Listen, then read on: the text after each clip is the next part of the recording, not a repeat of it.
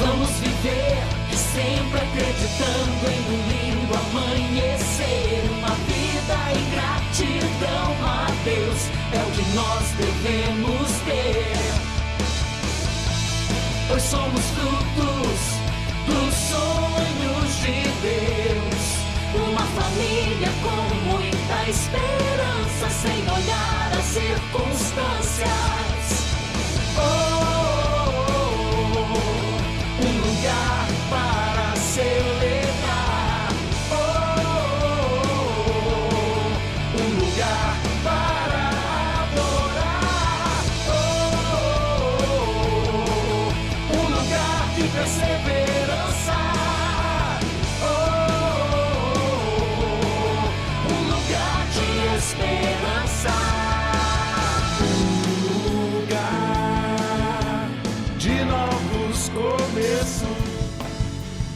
Se você sabe, declare: seu sangue, sua cruz me levam de volta pra Deus.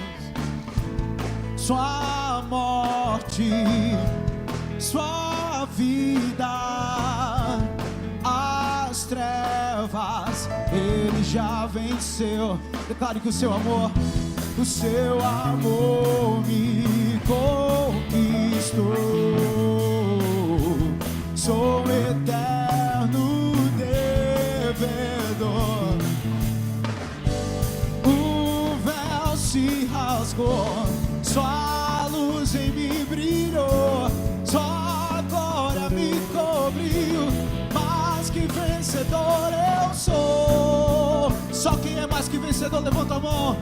Mais que vencedor, aqueles que vão vencer, aqueles que são mais que vencedores. Celebre, adore o nome do Senhor, declare: eu sei que na sala do trono está. Eu quero ir pra lá, pelo novo e vivo caminho. Sei que na sala do trono está. Eu quero ir pra lá, pelo novo e vivo caminho. Com palmas.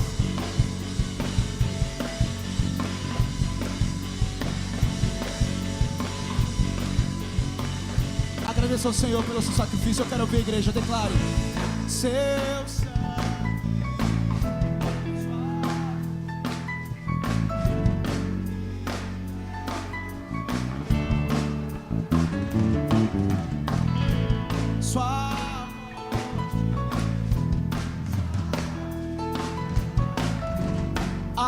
as trevas Ele já venceu com seu amor. Seu amor me conquistou. Sou eterno devedor. O véu se rasgou, sua luz em mim brilhou, sua glória me cobriu. E hoje eu sou mais que vencedor. Eu sou mais que vencedor. Eu sou.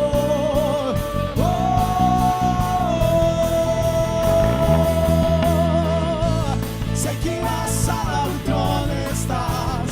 Eu quero ir pra lá, pelo novo e vivo caminho. Sei que na sala do trono estás. Eu quero ir pra lá, pelo novo e vivo. Só aqueles que querem ir pra sala do trono, com palmas declare: eu sei. Sei que na sala do trono estás. Se esse é o seu desejo, declare com toda a força que é em você nessa noite: eu sei e eu quero ir, Senhor. Eu sei que na sala do trono estás.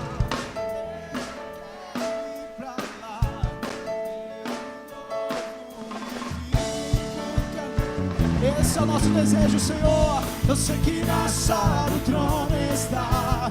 Eu quero ir pra lá, pelo novo e vivo caminho.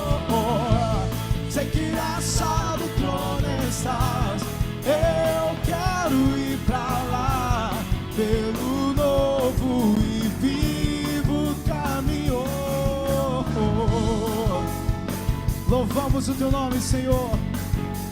Pois se somos livres essa noite, é porque o Senhor se fez cativo por nós. Aleluia. Adore o nome do Senhor. Celebre. Deus, quando criou o mundo, depois de tudo pronto, viu Deus que tudo era bom. Criou, pois, o homem à sua imagem, a imagem de Deus o criou. Homem e a mulher os criou. E Deus os abençoou e disse: sede fecundos, multiplicai-vos, enchei a terra e sujeitai-a. Dominai sobre os peixes do mar, sobre as aves dos céus e sobre todo animal que rasteja pela terra. E também deixou toda a terra para cuidarem. Conhecemos a história de como entrou o pecado. Mas Deus amou o mundo de tal maneira que deu o seu único Filho, para que todo aquele que nele crer não pereça, mas tenha a vida eterna. Neste Natal vamos falar deste amor que une, que restaura, que liberta e que salva.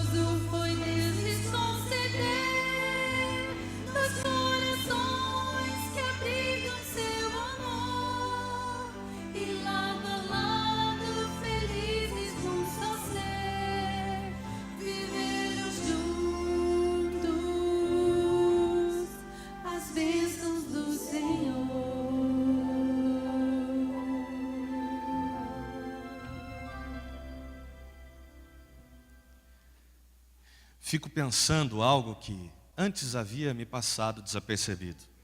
Quem fez o parto de Maria? Foi o carpinteiro José, pai do menino?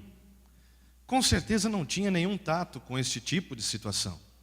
Então ele corre para um lado, corre para o outro. O menino devia estar chorando. Ele então pega Jesus e o lava, deixando-o limpinho. Depois o posiciona nas palhas da estrebaria. Certamente, o menino se acalma e começa a dormir. José olha para o menino, e não há quem tire de minha cabeça que ele pensou mais ou menos assim: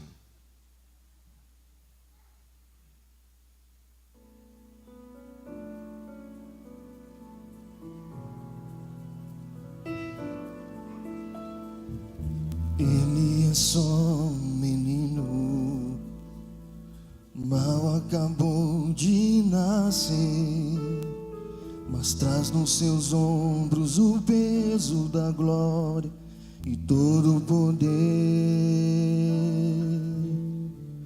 Ele é só um menino, tão pequenino, bebê, mas tem em suas mãos o destino que o mundo há de ter. Nas palhas dessa estrebaria descansa o menino pastor.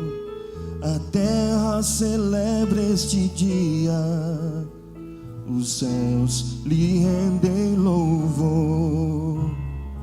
Lindas canções de amor entoam os homens de bem, e o nome do meu Salvador ecoa no céu de Belém.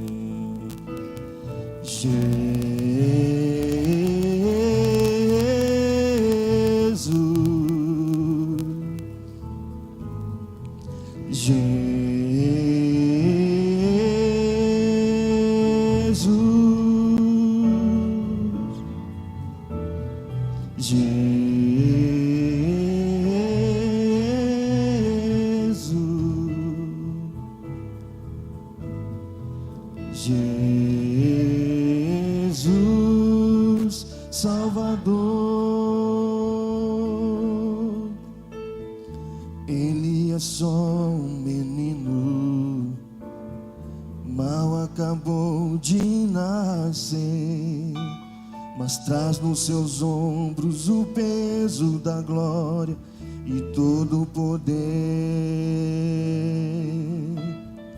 Ele é só um menino, tão pequenino, bebê, mas tem em suas mãos o destino que o mundo há de ter. Nas palhas dessa estrebaria descansa o menino pastor. A terra celebra este dia, os céus lhe rendem louvor. Lindas canções de amor entoam os anjos de bem, e o nome do meu Salvador ecoa no céu de Belém. Jesus,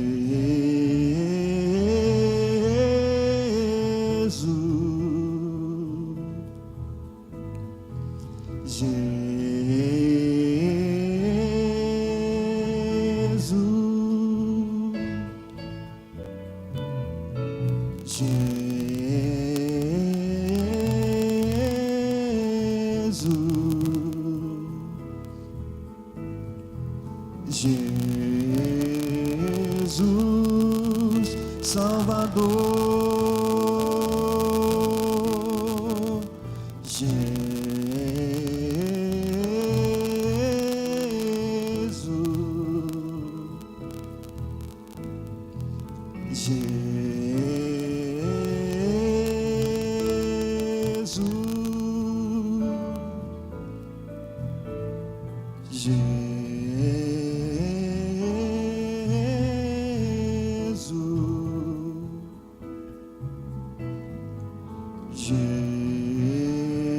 Jesus, Salvador.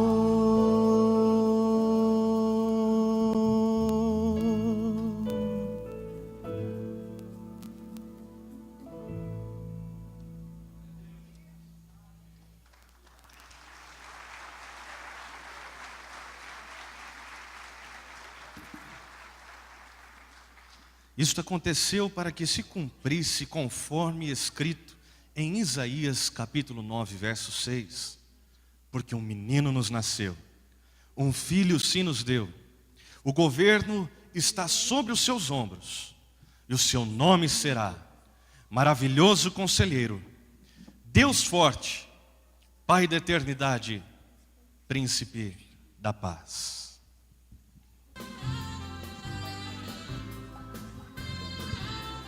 Christian, igual de manhã, hein?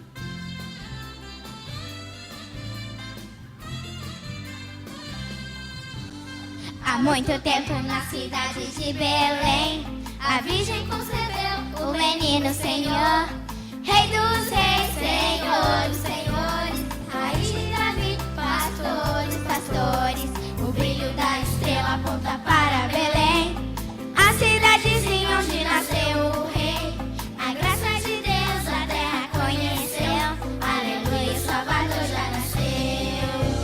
A nossa boca se encheu de alegria, o Messias prometido nasceu. A terra celebra e o céu se alegra, em altos louvores a Deus. Há muito tempo na cidade de Belém, a Virgem concebeu o menino Senhor, Rei dos reis, Senhor dos senhores, Raiz de Davi, pastor dos pastores. O brilho da estrela aponta para Belém, a cidadezinha onde nasceu o rei. A graça de Deus a terra conheceu, aleluia, o Salvador já nasceu. A nossa boca se encheu de alegria, o Messias prometido nasceu.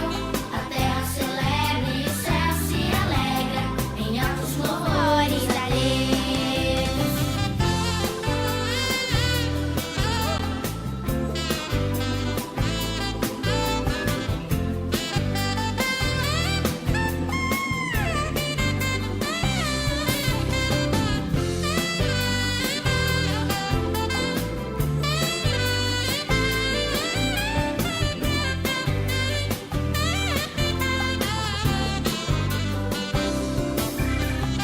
nossa boca se encheu de alegria, o Messias prometido nasceu. A terra celebra e o céu se alegra, em altos louvores a Deus. A nossa boca se encheu de alegria, o Messias prometido nasceu. A terra celebra e o céu se alegra, em altos louvores a Deus. A nossa boca se encheu de alegria, o Messias prometido nasceu. A terra celebra e o céu se alegra, em altos louvores a Deus.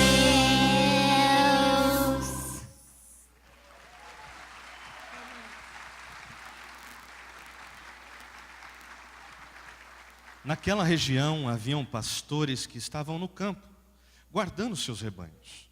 Eles foram avisados por um anjo do Senhor sobre o nascimento de Jesus. Levantaram depressa para ver o menino e, quando voltaram, deram glória a Deus por tudo que tinham visto e ouvido.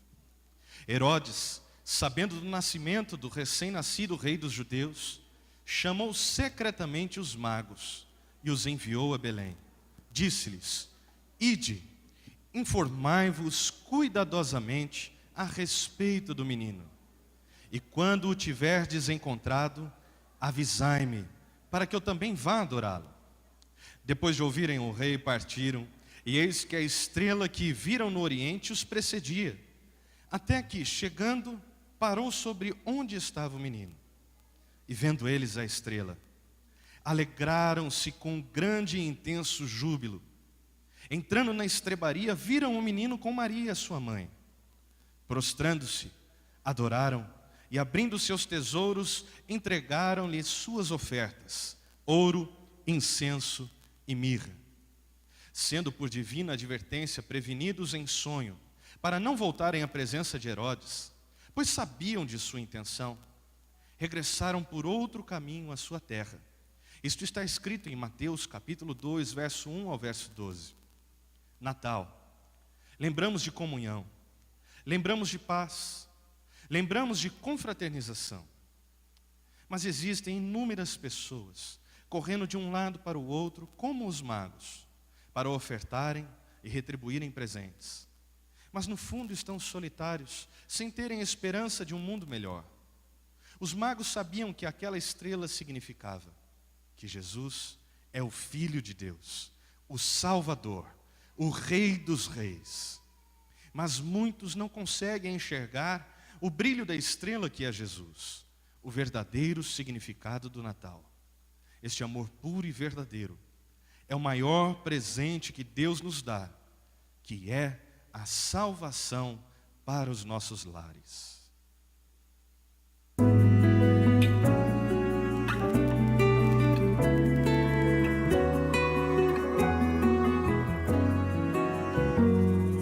Gente sem rumo e sem sonhos, sem ver beleza nas cores, que luta e corre cansada na busca por ver um brilho de luz. Gente está mesmo despida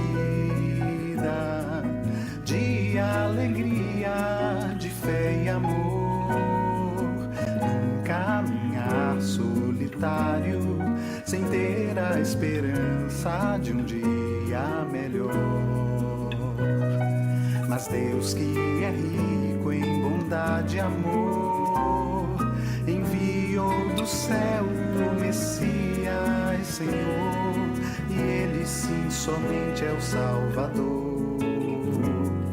Sua glória já é vista em seus gestos de amor, brilha a estrela no céu para anunciar, para reis fiéis, pastores e ao mundo, renasceu toda a vida e história, pois Jesus, Rei da glória, entre os homens já está. Eis a grande notícia do dia: nasceu Cristo, Filho de Maria. Sua obra já se pode conhecer, e esperança para todo que crê.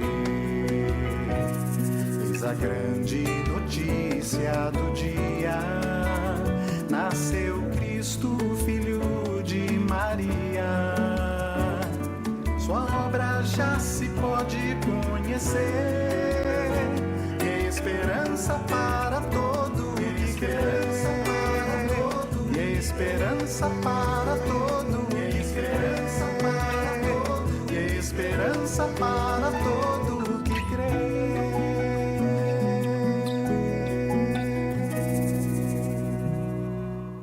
Natal, nasceu o Rei da Glória.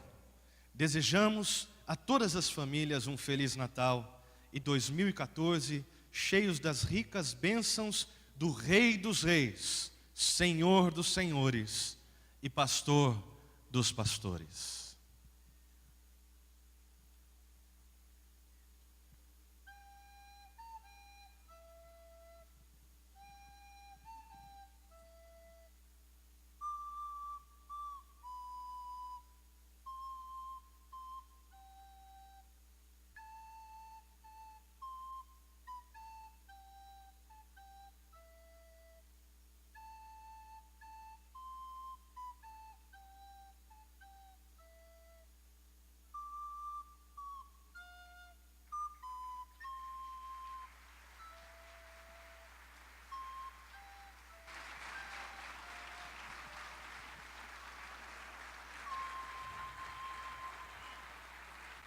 Muito bem,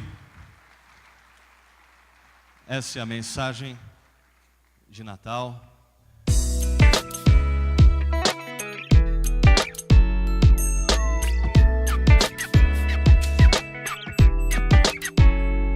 Colossenses capítulo 1, verso de número 3 em diante, nós vamos ler.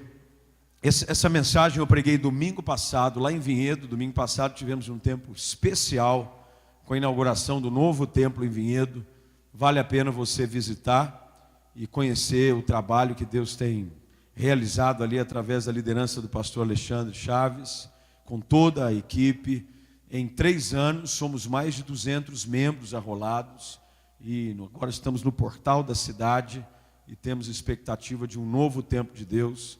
Eu preguei essa mensagem dando uma conotação específica para a ocasião, desafiando a igreja, mas eu quero voltar ao texto hoje à noite e fazer uma aplicação para a nossa vida e para o nosso contexto, lendo a epístola de Paulo aos Colossenses, capítulo 1, verso de número 3 em diante, diz assim: damos sempre graças a Deus Pai, de nosso Senhor Jesus Cristo, quando oramos por vós, desde que ouvimos da vossa fé em Cristo Jesus e do amor que tendes para com todos os santos, por causa da esperança que vos está preservada nos céus, da qual antes ouvistes pela palavra da verdade do Evangelho, que chegou até vós, como também em todo o mundo está produzindo fruto e crescendo.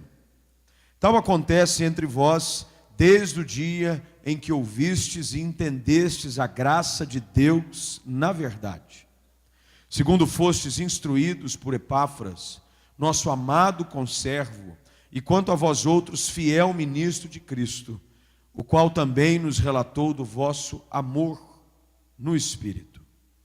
Por esta razão, também nós, desde o dia em que o ouvimos, não cessamos de orar por vós e de pedir que transbordeis de pleno conhecimento da sua vontade, em toda a sabedoria e entendimento espiritual, a fim de viverdes de modo digno do Senhor, para o seu inteiro agrado, frutificando em toda boa obra e crescendo no pleno conhecimento de Deus, sendo fortalecidos com todo o poder, segundo a força da sua glória, em toda perseverança e longanimidade, com alegria, dando graças ao Pai, que vos fez idôneos à parte que vos cabe da herança dos santos na luz.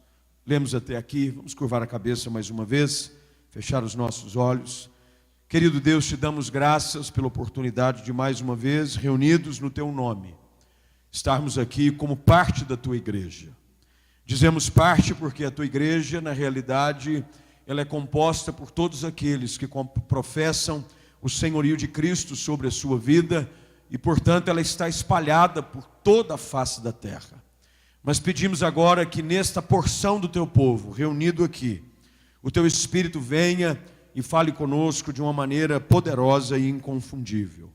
Que o nosso coração esteja aberto como terra seca, esperando receber a água que flui do trono de Deus, para trazer alívio, vida e produzir em nós aquilo que só a tua palavra tem o poder para produzir. Oramos assim, no nome precioso do nosso Senhor e Salvador Jesus Cristo. Amém. Assente-se, por favor. Não é novidade para ninguém que o apóstolo Paulo se torna o grande precursor do projeto missionário da igreja primitiva, porque até então a igreja havia conseguido apenas, segundo o relato de Atos capítulo 8, com a ação de Filipe sendo enviado por causa da perseguição à região da Samaria, e por causa do testemunho de Cristo na vida de Filipe, a igreja começa a crescer, não só mais em Jerusalém, mas segundo aquilo que o Senhor Jesus havia orientado e ordenado aos seus discípulos, agora também na Judéia, na Samaria, mas faltava ainda os confins da terra. E Paulo é levantado pelo Senhor para ser este apóstolo, o apóstolo dos gentios. E ele, juntamente com Barnabé, são enviados, e o relato temos segundo o texto do capítulo 13 de Atos dos Apóstolos, quando a igreja reunida pela orientação do Espírito Santo separa Paulo e Barnabé para que eles possam ser enviados como missionários da igreja primitiva, já agora na cidade de Antioquia, para levarem o evangelho além dos limites até então alcançados. E Paulo então, bem sucedido pelo poder do Espírito e pela direção do Senhor, começa a levar o evangelho às cidades da Ásia. E é por isso que temos inúmeras cartas paulinas, como aos Coríntios, aos Gálatas, aos Efésios, aos Filipenses, aos Colossenses, aos Tessalonicenses, todas essas igrejas plantadas por ele próprio, o qual ele tinha grande preocupação, não só de plantar, mas de instruir. Não apenas ele tinha preocupação de lançar a semente, mas ele também tinha a preocupação de cuidar para que ela viesse a dar fruto no tempo específico. Não de uma forma direta, mas também trabalhando com a ação conjunta de outros servos de Deus que eram levantados para o benefício da igreja. Tanto é que quando ele escreve a sua carta à igreja em Corinto, havia uma dissensão entre o povo, porque alguns diziam que eram de Paulo, outros de Apolo, e Paulo então esclarece de uma maneira muito simples a forma como Deus trabalha para a edificação da sua igreja. Ele diz: olha, eu plantei, Apolo regou, mas o crescimento veio de Deus. A igreja é assim, ela só se torna bem-sucedida com um trabalho conjunto de múltiplas mãos, trabalhando para o benefício da glória de Deus. Ninguém chegou a lugar nenhum apenas pela influência de uma só pessoa. É só você olhar para a sua própria história em Cristo Jesus. Deus tem usado inúmeras pessoas para fazer com que você possa amadurecer na fé. E agora Paulo escreve à igreja em Colossos. E ele então começa a falar sobre algumas características dessa igreja. E nesse momento onde nós estamos nos aproximando dos últimos dias desse ano, faltam apenas 15 dias, 16 para ser mais preciso, se você quiser contar o dia de hoje, ou se você quiser ser mais preciso ainda, 15 dias e algumas horas. Mas isso é só para aqueles sistematicamente chatos. Você conhece gente assim ou não? Que é sistematicamente chato. Que horas são? Aí você diz para ele, o relógio está por exemplo, agora são quase 8. Você, para facilitar, diz, são quase 8. Quase 8 não é 8. Que horas são? Aí você tem que pegar e dizer para ele, são 7h57 e 59 segundos, agora são 7h58 já. Tem gente que é assim. Então, apenas para que você entenda, faltam 15 dias e mais um pouco para os menos chatos. E eu queria falar um pouquinho sobre o progresso da nossa vida cristã. Como é que a gente está terminando esse ano? Como é que a gente pode olhar para trás e colocar uma fita métrica para a gente medir o nosso crescimento em Cristo? É muito comum, pelo menos algumas famílias tinham esse hábito, hoje nem tanto, mas alguns pais tinham o hábito de acompanhar o crescimento dos seus filhos, marcando às vezes assim, nos batentes de uma porta ou num canto da casa, o progresso do crescimento dos seus filhos. Um ano botava assim, ia riscando, ia riscando, ia riscando, ia riscando. Alguns pais metódicos e sistematicamente chatos têm esse hábito de medir o crescimento. Olha, quanto que eu cresci, quanto que eu cresci, quanto que eu cresci, quanto que eu cresci. Mas essa medida da estatura do varão perfeito, as Escrituras falam dessa medida, a medida da estatura. Tem muita gente que acha que a nossa vida, ela deixa de crescer, mas todos nós estamos crescendo numa direção ou em outra. Ou estamos crescendo na nossa vida em Cristo, ou estamos crescendo na nossa imaturidade em Cristo Jesus.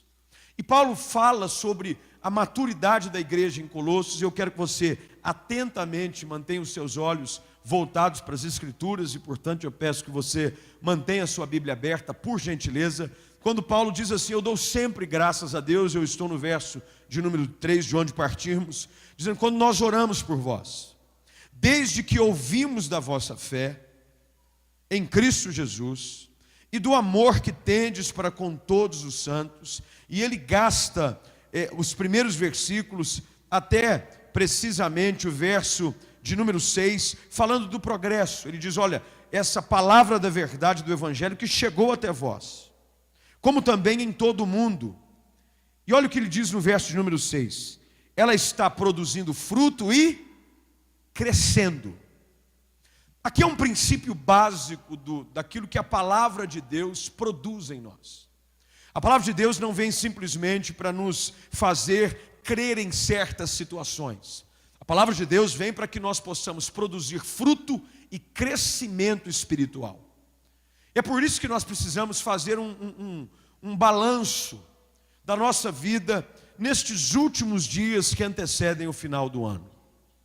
Talvez olhar para a minha vida em Cristo, para o meu relacionamento com Deus, para o meu relacionamento de serviço na igreja, para a maturidade, se eu cresci, se eu amadureci, se eu desenvolvi a minha salvação.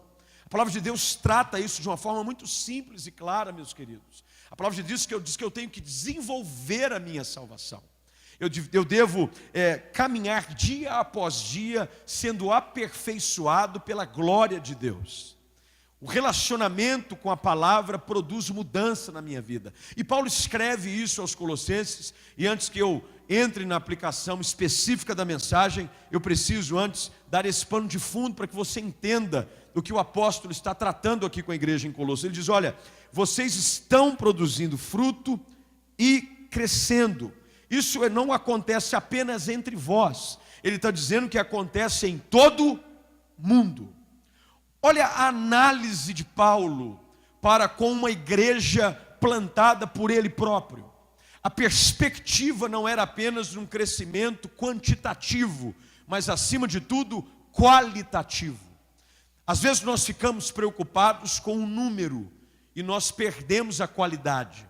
Paulo está dizendo: olha, a minha preocupação e a minha inclinação é para que vocês entendam que a palavra da verdade do Evangelho, que chegou até vós, como também em todo o mundo, está produzindo fruto e crescendo. E eu preciso olhar para a minha própria vida e ver se eu tenho sido uma árvore estéril. Uma árvore que pode ter até se tornado frondosa, cheia de folhas. O meu caule cresceu, os troncos estão assim roliços, eu estou com os galhos assim frondosos, mas a gente olha e não consegue identificar fruto na nossa vida. Essa é uma preocupação que precisamos ter para poder entender o que a palavra de Deus tem o desejo de produzir na nossa vida. A palavra da verdade tem esse poder de produzir em nós fruto e nos fazer crescer. Desde o dia em que ouve, olha o que o texto diz. Eu preciso que você preste muita atenção no texto, porque esse é um texto elucidativo. A palavra de Deus, ela começa a produzir mudança na nossa vida de forma imediata, porque olha quando Paulo diz que começa a dar fruto e crescimento: desde o dia em que, primeiro, ouviste, mas só ouvistes, ele diz, e entendestes. Olha a diferença. Tem muita gente que não dá fruto e não cresce, porque ouve, mas não entende. É por isso que é importante a gente manter o coração e a nossa mente atenta à mensagem do Evangelho quando ela está sendo pregada. A gente às vezes se distrai. Uma das coisas que o inimigo vai sempre procurar fazer no nosso meio é produzir distrações. Produzir distrações em nós. Fazer-nos perder a essência daquilo que está sendo anunciado. É mais ou menos quando você estivesse numa sala de aula. Você que estava ali, dos mais saudosos, no curso ali, quando você estava no ginásio, no colégio, ou algo parecido. E você sabe que uma aula explicativa, principalmente aquela que antecedia uma prova final, se você não presta atenção àquilo que o professor está explicando, o que acontece? Você vai ouvir, mas você não vai entender. Isso acontecia comigo direto. Eu tinha um problema nessa área. Eu ouvia, mas não entendia nada. Mas por quê? Eu não prestava a devida atenção. Eu não tinha aquela inclinação, eu não estava assim querendo, desejoso de aprender. Eu estava lá porque tinha que estar. Como às vezes muitos de nós estamos dentro da igreja. A gente não cresce, a gente ouve e está todo mundo aqui ouvindo a mesma palavra, mas nem sempre está todo mundo entendendo, porque a gente não está preocupado, a gente não está interessado. A gente só aprende, o texto diz, eu ouvi e entendi. E eu só entendo quando eu estou interessado. Quando eu estou interessado em algo, é gostoso quando a gente tem interesse em alguma coisa, porque a gente tem o desejo de aprender tudo sobre isso. Não é verdade? Quando você tem uma matéria ou uma situação na sua vida que você gosta, por exemplo, tem gente que gosta de falar, como um amigo meu, sobre aviões. Tem um amigo meu que ele ama avião, tudo que é sobre avião ele gosta. Modelos de avião, tipos de motor de avião, fuzilagem de avião, tudo de avião, quando o avião foi feito, quando foi formado, quanta capacidade. E tudo aquilo que é voltado para a aviação chama a atenção dele, ele tem interesse. Então o que acontece? Quando ele está na televisão, ou quando ele está passando numa livraria, numa banca de jornal, e ele vê algo voltado para a aviação, o que acontece? Um interesse é produzido. E tudo aquilo que ele lê, tudo aquilo que ele assiste, tudo aquilo que ele ouve, produz o quê? Conhecimento na sua vida. O que Paulo está falando aqui é exatamente isso. A palavra de Deus, ela é poderosa. A palavra de Deus, ela é viva e ela é eficaz. Mas eu preciso ouvir e entender aquilo que Deus está falando para a igreja. Quando você vai às cartas à igreja da Ásia, todas elas, quando o anjo da igreja recebe a carta, termina dizendo assim: aqueles que têm ouvidos, ouça o que o Espírito diz à igreja. Eu preciso ouvir, manter a minha atenção voltada para aquilo que está sendo pregado hoje à noite. Deus está falando com você e Deus quer chamar a sua atenção. Tem muita gente que o ano de 2013 não produziu fruto, não cresceu, não é porque não ouviu a palavra, mas é porque não está entendendo, porque não há interesse. Infelizmente. Paulo diz: olha, desde que você ouvistes e entendestes a graça de Deus na verdade. Agora olha o que ele diz no verso número 7. Eu estou dando apenas uma explicação básica para a gente entrar na aplicação que eu quero fazer hoje à noite. Ele diz: segundo fostes instruídos. Olha só, não é só ouvir, não é só entender, mas é ser instruído. A instrução. Quando você se envolve, como você vem numa escola dominical, quando você se envolve num grupo, quando você vem num culto como esse, você é instruído na verdade. E olha o que a palavra de Deus diz: a instrução, ela não vem por um anjo, não vem pelo Espírito Santo, vem por uma pessoa. Não é isso que o texto diz? Conforme fostes instruídos por Epáfras. Irmãos, Epáfras não é um anjo. Epáfras é uma pessoa que foi usada por Deus para instruir os novos na fé a viver uma vida de tal maneira que pudesse frutificar e crescer para a glória de Deus. Quem está me entendendo, diga assim: eu estou entendendo. Depois não vai dizer: pastor, não entendi nada. Olha o que acontece. O texto diz que Epáfras, esse amado conservo, servia junto, quanto a vós outros, fiel ministro de Cristo, o qual também nos relatou do vosso amor no Espírito. Olha o que Paulo fala: olha, eu tenho visto que algo diferente está acontecendo aqui em Colossos. E talvez essa seja a análise que você precisa fazer a respeito de si próprio. Será que eu tenho ouvido e entendido a verdade da palavra? Será que eu tenho me permitido ser instruído na verdade? Ser orientado pela palavra de Deus, por pessoas que Deus levanta para me instruírem. E por causa disso, olha o que é que Paulo diz, e aqui é que eu quero dar a ênfase central dessa noite, baseada nesse texto. Aí ele parte para o versículo seguinte, o verso de número 9. E olha que interessante o que Paulo diz. Paulo diz assim: olha, por esta razão. Que razão?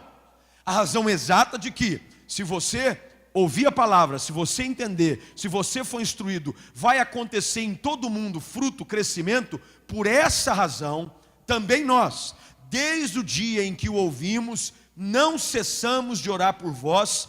E olha o que Paulo começa a pedir em favor da igreja em Colossos. E eu queria pegar essa oração de Paulo e transportar para os nossos dias e aplicar na tua vida hoje à noite. Olha o que Paulo diz. Em primeiro lugar, pedir que vocês transbordem de pleno conhecimento da sua vontade. Primeira coisa que eu quero, e se você tiver uma caneta, eu gosto de gente que vem para o culto interessada, né? Nós ouvimos aqui o Robert Dudo falar sobre essa questão de você ter uma caneta e entender que ela não escreve sozinha, você tem que escrever. Você sublinhar, dizendo: olha a oração de Paulo, para que a gente possa crescer. Eu preciso entender que eu preciso transbordar do pleno conhecimento da sua vontade. Tem muita gente que não dá fruto e nem cresce porque não sabe qual é a vontade de Deus para a sua vida. Vive dando cabeçada. Perde o ano correndo na direção errada. Perde o ano gastando recursos, gastando força, gastando energia na contramão daquilo que Deus tem para a sua vida. Aí você chega no final do ano, olha para você, não tem um fruto. Olha para a sua estatura, não cresceu nada. Por quê? Porque você não está transbordando do conhecimento da vontade de Deus.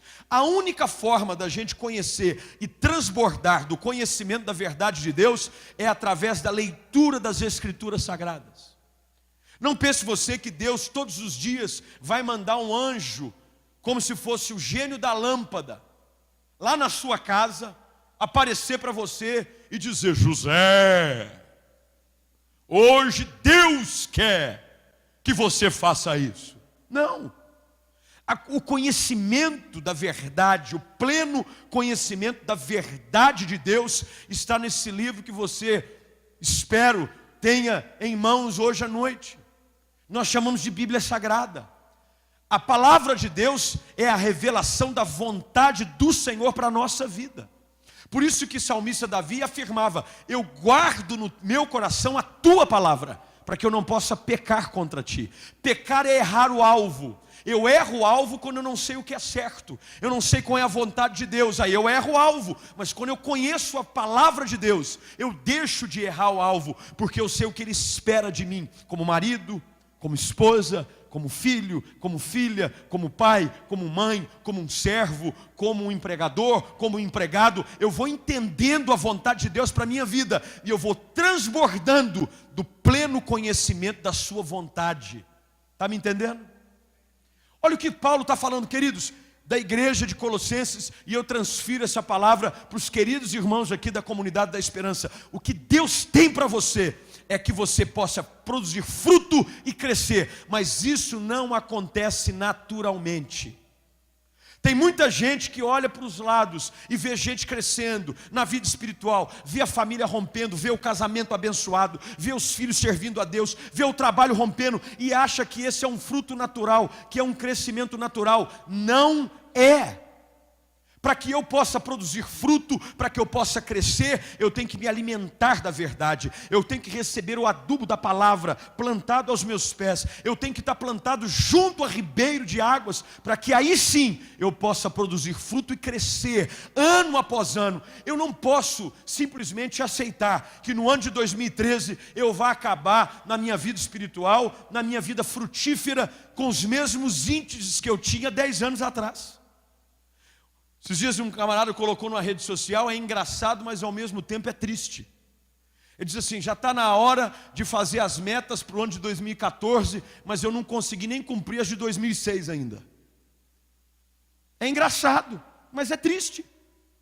Isso quer dizer o seguinte, que ele está correndo atrás de vento, de que ele está tentando caminhar segundo a inclinação do seu próprio coração. Tem muita gente frustrada na vida espiritual, dentro da igreja, terminando mais um ano sem sentido, sem direção. Não é porque Deus quer isso para você, é porque você ainda não parou para ficar interessado naquilo que o Espírito Santo, através da palavra de Deus, tem para revelar para a sua vida, para o seu casamento, para a sua vida pessoal.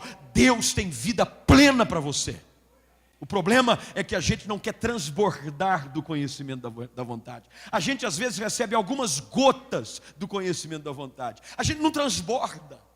O salmista no Salmo 23 diz assim: o meu cálice transborda. Meu irmão, ninguém aqui foi chamado para viver com meio copo. Todo mundo aqui foi chamado para estar transbordando da presença, do conhecimento da verdade, da presença do Espírito Santo. E quando você transborda, você está cheio de Deus, que não há espaço para entrar nada que não seja a vontade de Deus. Quem está me entendendo diz assim: eu estou entendendo.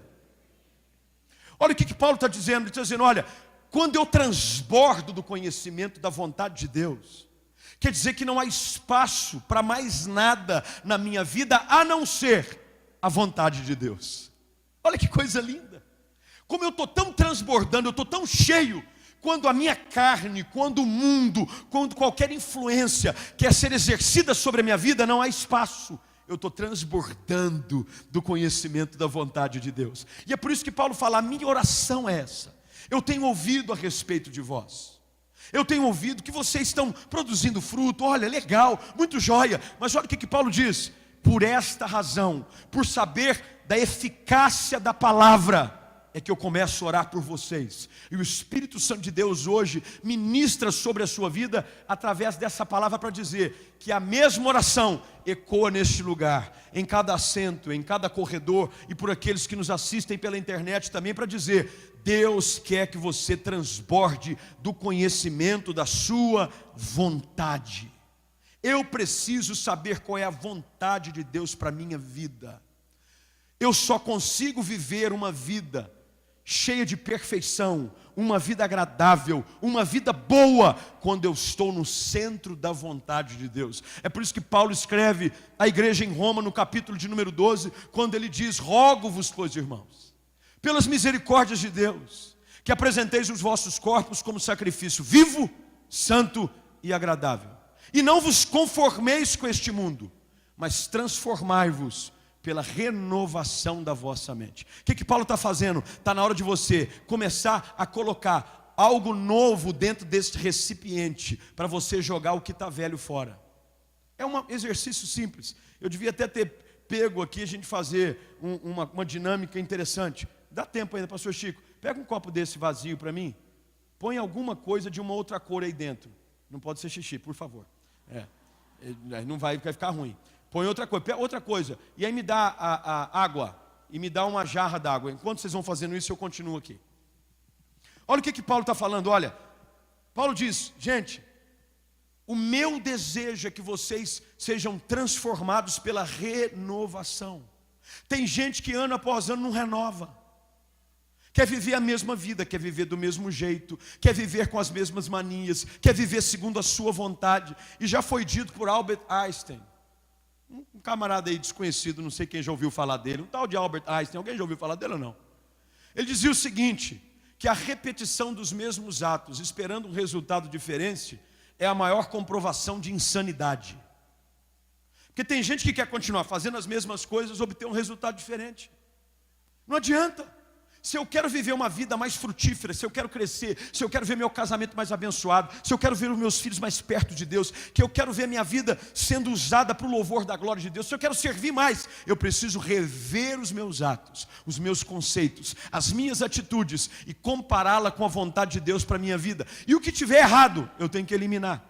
Aquilo que não tiver de acordo com a palavra, eu vou limpando, eu vou renovando e transformando a minha mente, para que aí então, aí é que a gente precisa entender o versículo 2 de Romanos 12, eu possa experimentar a boa, agradável e perfeita vontade de Deus para a minha vida. Está dando para entender, meus queridos? A gente precisa passar por esse processo em que eu preciso transbordar de Deus. Tem gente que vem aqui no domingo, recebe algumas porções das águas que fluem do trono de Deus, do conhecimento da verdade, e você vem, e você recebe algo, mas sabe qual é o problema? Durante a semana, você permite com que outras coisas sejam misturadas na sua vida. Você recebe outra coisa dentro do seu cálice. A Bíblia diz que a referência que Davi faz sobre a nossa vida é como um cálice. E nós começamos a receber a influência de algumas outras coisas sendo procuradas a derramar na nossa vida. A mundanidade, a carnalidade, a corruptibilidade, a influência do mundo começa a querer achar espaço na nossa vida. E se a gente não continuar dia após dia, olha o que o texto diz, ele pede para que vocês transbordem de pleno conhecimento. Veja só, não é um conhecimento superficial. Olha o que a Bíblia diz, vocês têm que transbordar de pleno. Plenitude é quando você está repleto. Não é isso? Pleno conhecimento. Eu não conheço algumas coisas, eu procuro conhecer toda a vontade de Deus para a minha vida. E para isso tem que ter interesse. O que Deus espera de mim como marido, o que Deus espera de você, minha senhora, como esposa, da senhora como mãe, do meu irmão como um pai. Nós precisamos entender, a Bíblia, meus queridos, tem toda a orientação que precisamos para que possamos viver uma vida tal, que vivamos para frutificar e crescer para a glória do Senhor. Agora olha só o que Paulo pede. Ele não pede só para que nós transbordemos do pleno conhecimento da vontade de Deus. Ele diz ainda no verso de número 9: em toda sabedoria. E sabe de uma coisa? Tem muita gente que acha que sabedoria é algo difícil de se conquistar. Não é. Tiago diz que se alguém necessita de sabedoria, peça a Deus. Está fácil. Conhecimento é diferente. Tem gente que acha, não, essa é uma pessoa sábia. Sabedoria é diferente de conhecimento. Conhecimento exige esforço, exige estudo, exige tempo. Eu conheço gente velha que não é sábia. Eu conheço gente nova que é muito sábia. Eu já vi nego de cabeça branca fazer besteira por falta de sabedoria. Não era por falta de conhecimento, era por falta de sabedoria. Por isso que Paulo escreve a Timóteo dizendo: ninguém despreze a tua mocidade, antes torna-te padrão dos fiéis. Não é o problema de idade. Se fosse assim, meus queridos, Jesus estava perdido na nossa sociedade hoje. O ministério público dele começa com quantos anos? 30. Mas ele estava cheio da sabedoria de Deus. O que você precisa não é conhecer, não é ler mais livros. O que você precisa é dizer: Senhor, a tua palavra diz que se eu preciso de sabedoria para tomar uma decisão, para saber que rumo tomar, diante de uma situação, o que as meninas querem? Depois que acabar a mensagem, a gente pega a bolsa da Débora. Pode ser ou não? Glória a Deus. Eu acho que a bolsa da Débora dá para esperar. Amém. Aleluias. Lembra-se daquele caso em que duas mães vêm pedir o direito de maternidade sobre uma criança? Lembra-se disso ou não? Rei Salomão. Mas antes de todas as coisas, o Senhor aparece a Salomão e diz assim: você pode pedir o que você quiser, e eu vou te dar. Salomão pede o quê? Sabedoria. Sabedoria. Por exemplo, como você já imaginou? Chegam duas mães dizendo: esse filho é meu. Não, não é meu não, o seu morreu, esse é meu. Não, senhora, esse é meu. Não tinha DNA, ratinho não existia naquela época. Porque se o ratinho existisse, não tinha necessidade de Salomão entrar na parada, mas não tinha. Não tinha o teste do DNA para ficar aquela quebração de barraca. Aquilo é uma festa, hein, gente? Não tinha. Não tinha como saber. Um bebê, porque bebê, meus irmãos, no início parece com todo mundo. Meu pai costuma dizer que bebê recém-nascido tem cara de joelho. É verdade ou não é? Você olha, eu fico impressionado quando algumas pessoas às vezes querem ser simpáticas. Vão visitar a pessoa recém-nascido, bebezinho, olha assim: nossa, eu acho que parece com o pai. E eu começo a olhar e falo assim: eu acho que não parece com nada ainda. Porque parece com tudo, você já viu ou não? Bebê é assim. Se ele é filho de gente caucasiana, com a pele um pouquinho mais clara, o que vai acontecer? Vai parecer que ele pode ser filho de qualquer coisa, tudo que é branco. É assim ou não é, gente? Então o que você imagina? Salomão pega um bebê e olha para as duas mães. Pela aparência está complicado. O povo é o mesmo povo. Não havia, olha só que interessante, você precisa conhecer a verdade e a revelação da palavra, meu irmão. Não havia mistura de nações. Não casava um povo contra o povo, era abominação. Deus proibia. Isso quer dizer o quê? Que os israelitas casavam apenas com quem? Com israelitas. Então quer dizer o quê? Todo mundo parecia com todo mundo. Olhava para um, pode ser dela, porque são meio parecidos assim, meio. Como é que vai ser? Hoje não, a nação brasileira é uma confusão, não é, meu irmão? Brasileiro pode ser qualquer coisa, até alienígena. Porque parece com qualquer coisa, é verdade ou não é? Pode ser, eu fico de vez em quando olhando para uns caras assim, eu falo: acho que isso aí é ET, rapaz. O cara acha que é marciano. A gente parece com tudo, por quê? A gente é uma mistura de tudo quanto é raça. A gente vê, estou vendo aqui, está o Gregory aqui, com o Luca, os dois assim, passa por alemão e americano fácil. É ou não é, Karina? Passa. Você pega às vezes um cara é meio asiático, o zóio meio puxado. Você entendeu? Por exemplo, o pastor Johnny passava pelo irmão do apóstolo Dudo aqui, ó. Se falar que é meu irmão mais novo. Por quê? É africano? É descendente? É ou não é, pastor Johnny? Glórias. Oi? Qual é o teu nome? Agora, naquela época não era o que acontece. Salomão, diante de uma situação, por causa da sabedoria pedida a Deus, ele sabe como agir com justiça. Às vezes a nossa falta de sabedoria produz injustiça em casa, com o nosso cônjuge, no dia a dia, porque nos falta sabedoria. Conseguiu, pastor Chico? Vamos ver o que nós conseguimos. Vamos cá. O que tem aí dentro? Está quente isso aqui, pastor Chico. Está quente. E o que é isso aí? É azul? Água limpa. Vamos ver se dá certo. Não sei se dá certo. Hã? Dá para jogar onde? Não, mas o povo precisa ver. Vem cá. Vem aqui, pastor Chico. Vamos fazer uma lambança. Vamos sair do carpete. Vem cá. Pastor Daniel Antônio, deixa Deus te usar como pedestal aqui. Vem cá. Seja um vaso agora. Põe aqui assim. Presta atenção. Vamos dizer que isso aqui é a nossa vida em Cristo. Chega muito mais suja do que essa antes da gente conhecer Cristo Jesus, melhor dizendo. Vida no pecado, influência do mundo, tudo que é podridão, que a gente veio com hábitos, com manias, com influência da sociedade. Segura aqui, pastor Chico. Vamos cair aí. Dá esse negócio aqui agora. Vamos ver. Vê se dá certo, irmãos. Olha o que acontece. Vamos dizer que isso aqui é água pura. É o conhecimento da verdade de Deus, é a revelação de Cristo. Quando começa a vir na nossa vida, olha o que começa a acontecer. Quanto mais você recebe, o que vai acontecendo? O que está dentro vai saindo. E quanto mais você recebe, tudo que é pecado, tudo que é do mundo vai saindo. E olha o que acontece. Olha a sua vida. Está dando para entender ou não? Sabe qual é o problema? Tem gente que não quer transbordar. Tem gente que está com a vida suja e quer receber apenas algumas gotas de Deus.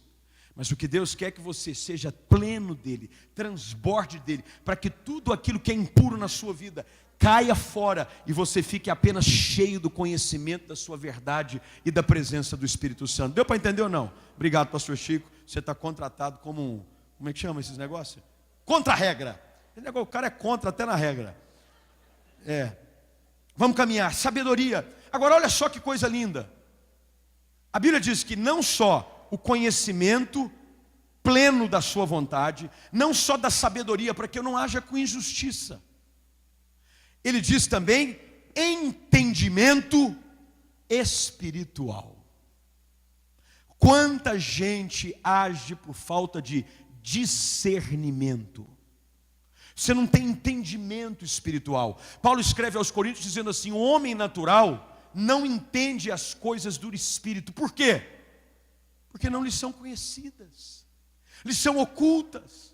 Paulo diz assim: para que eu possa dar fruto, para que eu possa crescer, eu tenho que transbordar de Deus, eu tenho que pedir sabedoria, mas eu tenho que ter entendimento espiritual, porque a nossa batalha não é contra a carne e nem contra o sangue, mas contra principados e potestades, contra os dominadores deste mundo tenebroso. Eu preciso ter entendimento espiritual para entender de que às vezes uma situação tem algo por detrás. É isso que vem, sabe o que significa discernimento ou não? Discernir é saber qual a real intenção por detrás de algo. Está dando para entender ou não? Discernimento é isso, é saber qual é a real intenção por detrás de algo.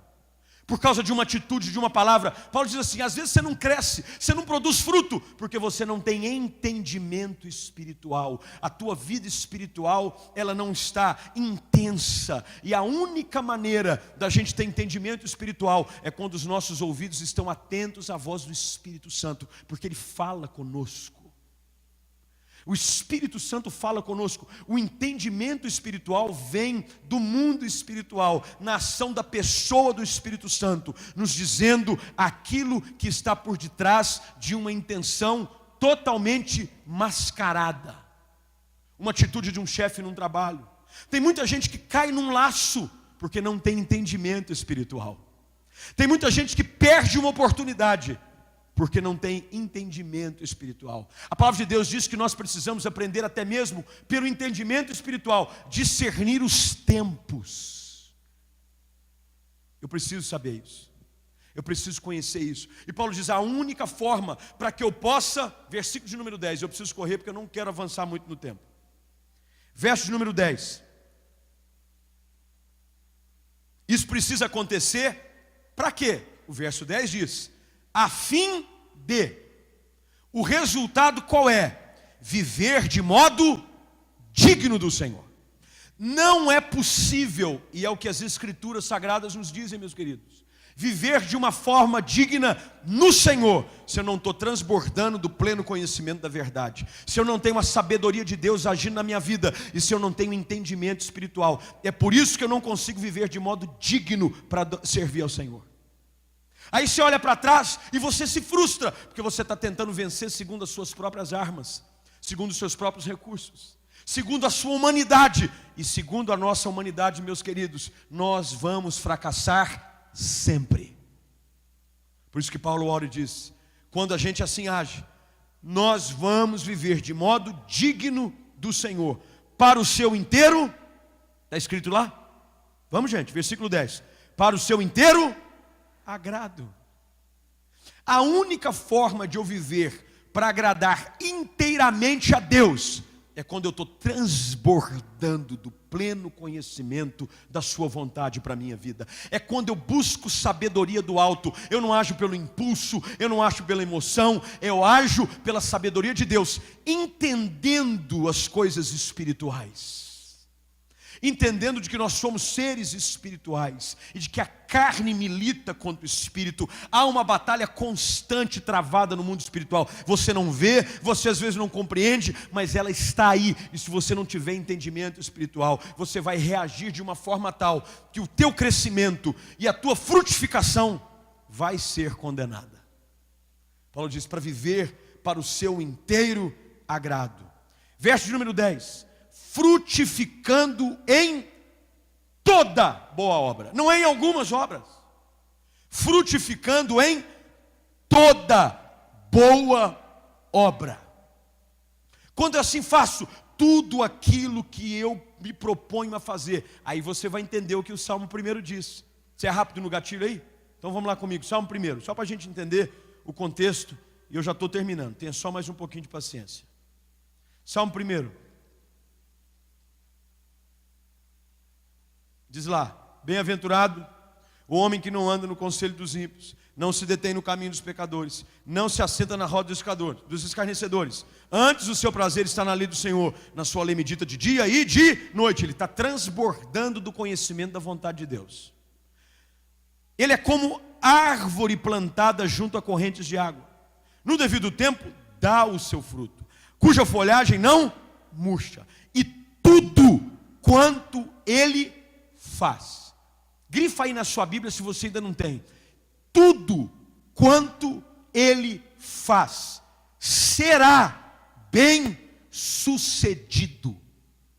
Tem gente que quer ser bem sucedido e não quer aplicar o princípio da palavra na sua vida. Você vai trabalhar e suar à toa. A Bíblia diz que quando a gente vive essa verdade, e é por isso que a gente faz o contraste com aquilo que Paulo escreve aos Colossenses, você vai frutificar em toda boa obra. O teu casamento vai para frente, o relacionamento com os teus filhos vai florescer, vai abençoar. Você vai viver aquilo que o Salmo 128 diz, a tua esposa junto com os teus filhos serão como rebentos da oliveira ao redor da mesa. Sabe por quê? Porque quando você transborda de Deus, quando você busca sabedoria, quando você entende o mundo espiritual, pode ter certeza, Deus vai fazer você frutificar em toda boa obra. Tudo aquilo que você pôr a mão vai prosperar, vai ser bem sucedido. Sabe por quê? Você não está fazendo a tua vontade, você está fazendo a vontade do Senhor. E a vontade de Deus sempre foi e vai ser boa, agradável e perfeita. Paulo volta ao contexto dizendo de que não só isso, mas eu gosto porque ele volta a falar do pleno conhecimento de Deus. Há duas coisas diferentes aqui: o conhecimento da vontade E agora ele fala do conhecimento de Deus. Duas coisas distintas. Tem muita gente que até tem interesse em saber qual é a vontade de Deus, mas não tem interesse em conhecer a Deus. E a maneira como eu conheço a Deus é que define o meu relacionamento com Ele. Tem muita gente que não se relaciona na intensidade que lhe é possível conviver com Deus, porque o seu entendimento sobre quem Deus é está completamente distorcido. Fomos doutrinados de forma errada, recebemos uma explicação das Escrituras de forma distorcida, e a gente se relaciona com Deus como Ele sendo um déspota, um ditador, um repreendor, um Deus que ira. A gente fica preocupado, dizendo, Deus vai pôr a mão, Deus vai pesar. E a gente às vezes vem de alguns históricos, até mesmo dentro de igrejas evangélicas, em que a ação punitiva de Deus é transferida até pela figura do seu líder. Paulo diz assim, olha, não é apenas conhecer a vontade de Deus, mas crescer no pleno conhecimento de Deus. Por isso que Oséias diz assim, conhecei e prossegui em conhecer o Senhor. Eu preciso conhecer a Deus, meu querido, e Deus se revela a nós. A palavra de Deus que a intimidade do Senhor está preparada e reservada para aqueles que a buscam. Não é que Deus não quer se fazer conhecido de você, é que você não tem mostrado interesse em conhecê-lo. Busca a Deus, meu irmão. A palavra de Deus diz, buscar-me-eis, vocês vão me achar. Mas vocês têm que me buscar de todo o vosso coração. Deus não se revela, meu irmão, Deus não é arroz de festa. Os milagres, os segredos, os mistérios de Deus estão reservados para aqueles que amam estar na sua intimidade. Eu sempre me preocupava com a questão da pregação bíblica. E eu, uma vez, ainda fazendo meu curso fora do país, eu fiquei encantado com um professor. Na época ele era o deão do curso. Seu nome era Ellsworth Kalas. É um nome assim bem americano, Ellsworth. E tem que fazer no final, porque senão não é chique, é Ellsworth Kalas. Um senhor que na época, já há 8 anos atrás, já tinha seus 80 anos. Ele está vivo ainda, não chegou aos 90. E eu ficava impressionado em ver aquele homem abrir os textos. E fluía através dos seus lábios um conhecimento, uma profundidade, uma revelação dos mistérios de Deus, de textos que eu já havia lido, relido. Eu falava, rapaz, mas onde esse cara achou isso aqui? Eu já li esse livro, eu já li esse versículo, eu já li esse capítulo inúmeras vezes, eu nunca vi esse negócio. E um dia eu não consegui me conter, a minha curiosidade me venceu, e eu fui ao final de uma aula falar com o Dr. Kalas. Disse para ele, Dr. Kalas, me ajuda. Esse negócio é com a idade que vem. Eu estou vendo o senhor já com 80 anos, deve ser algo assim, de tanto o senhor ler, tal. Ele falou assim, nada a ver. Deixa eu dizer uma coisa para você.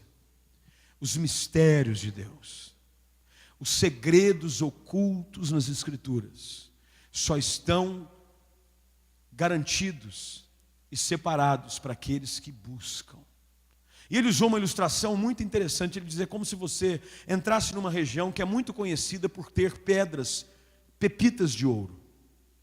Quando você chega naquela região, perto de um rio ou perto de uma montanha, o ouro não está aparente, mas ele está lá. Agora, o único que vai encontrar as melhores pepitas, os melhores diamantes, as pedras mais bonitas, é aquele que pagar o preço de garimpar.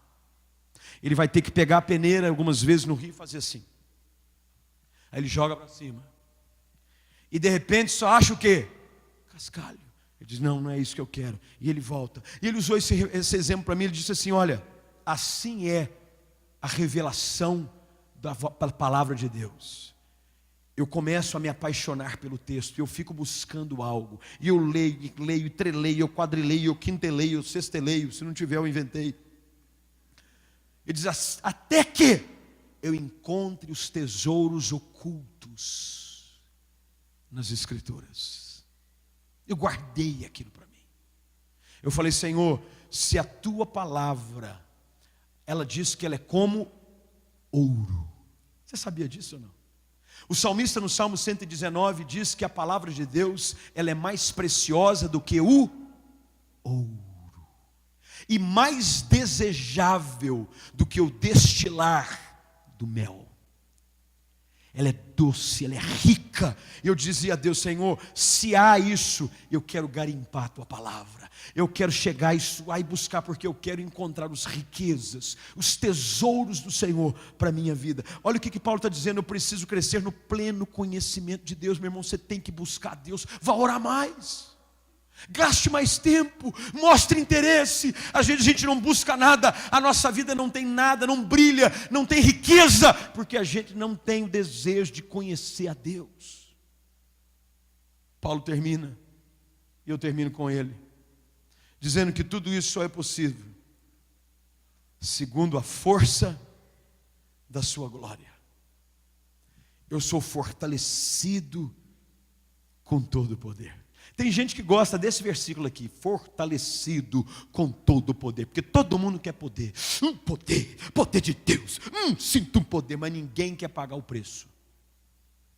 Paulo diz: quando você faz tudo isso, verso de número 11, você vai ser fortalecido com, não é algum poder, meu irmão, porque quando Deus faz com sobra, é com todo o poder, segundo a força da sua glória. Mas para isso, eu vou ter que perseverar. O texto diz: com toda a perseverar. Eu vou transbordar de Deus. Enquanto houver alguma área da minha vida que não está em conformidade com a palavra de Deus, eu vou perseverar. Eu quero mais de Deus, eu vou transbordar, eu vou pedir mais sabedoria. Eu ando dando umas cabeçadas, sabedoria, Deus. Eu vou me prostrar, eu quero ser um homem sábio, eu quero ser um homem segundo o teu coração. Eu ando caindo nos laços, Senhor, dá-me entendimento espiritual. O que Paulo está dizendo, diz que isso é fruto da perseverança. Porque tem gente que sai, uma palavra começa e diz: não, agora eu vou, mas você não dura um mês e você já desanima. Perseverando. O texto diz com longanimidade. Sabe o que é longanimidade ou não? Paciência. Você tem que ter paciência. O agir de Deus na nossa vida não se dá no tempo que nós julgamos ser o correto. Longanimidade, tem que ser paciente. Eu vou esperar. Pode ainda não estar do jeito que eu quero, mas eu vou esperar com paciência no Senhor. Mas ele diz também com alegria, porque a alegria do Senhor que é a nossa força.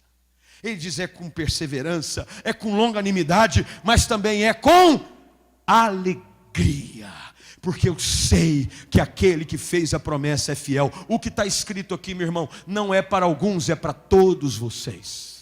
Tudo aquilo que essa palavra diz é promessa de Deus para você se apossar dela. E você, ao cumprir essa palavra, pode ter certeza, você vai dar fruto, você vai crescer. O teu lar, a tua família, o teu trabalho, tudo que você fizer vai ser bem sucedido. E é por isso que você tem que se alegrar. E você vai dar graças a Deus Pai. E eu gosto como Paulo termina: que vos fez idôneos a parte que vos cabe da herança dos santos na luz. Eu tenho uma herança de Deus para a minha vida. E a herança de Deus é muito maior daquilo que eu posso imaginar. Eu preciso viver uma vida que dê mais fruto, que cresça. Eu não sei como é que você está terminando esse ano, eu sei como eu estou terminando meu ano. Eu sei quais são as coisas que eu preciso fazer na minha vida. E eu tenho dito para o Senhor: Senhor, eu quero transbordar ainda mais do conhecimento da tua vontade. Eu não quero andar segundo a inclinação do meu coração. Eu não quero fazer nada segundo aquilo que um ou outro pensa que é o melhor para a minha vida. Eu quero estar transbordando do conhecimento da tua verdade. Eu quero saber, Senhor, dá-me sabedoria, entendimento espiritual. Eu não quero ser vítima das circunstâncias, eu não quero cair no laço, eu não quero cair na ludibriação do inimigo. Dá-me entendimento para que eu enxergue aquilo que precisa ser enxergado pelos olhos do Espírito, para que eu possa ser bem-sucedido, para que eu possa viver a herança do Senhor na minha vida, para a glória do teu santo nome. Amém.